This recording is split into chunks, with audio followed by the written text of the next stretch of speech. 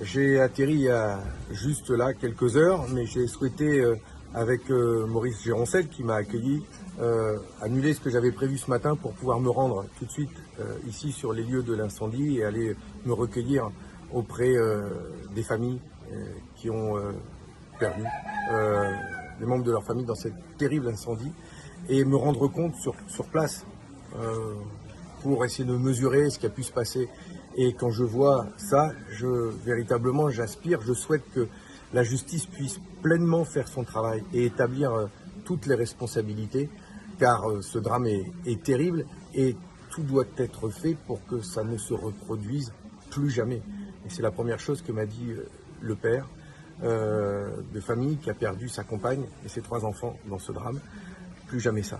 Et pour que plus jamais ça ne se reproduise, il faut que la justice fasse son travail pleinement, en toute sérénité, et que toutes les responsabilités soient établies, et que des condamnations soient prononcées s'il y en a. Mais en tout cas, quand on voit le lieu de l'incendie, quand on voit la concentration des logements, les accès, beaucoup de questions se posent effectivement.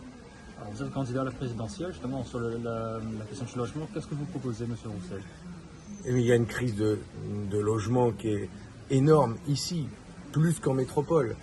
Il y a plusieurs milliers de demandeurs de logement, 30 000 de mémoire, en attente d'avoir un logement social.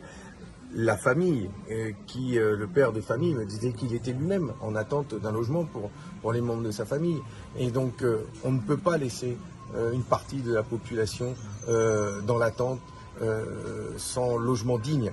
Le droit au logement est un droit fondamental. C'est à la nation de le garantir à toutes et à tous. Ça nécessite des investissements publics importants.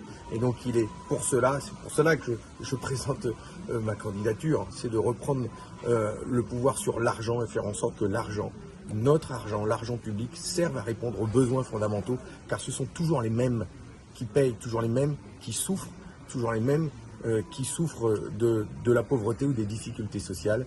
Il faut que ça cesse.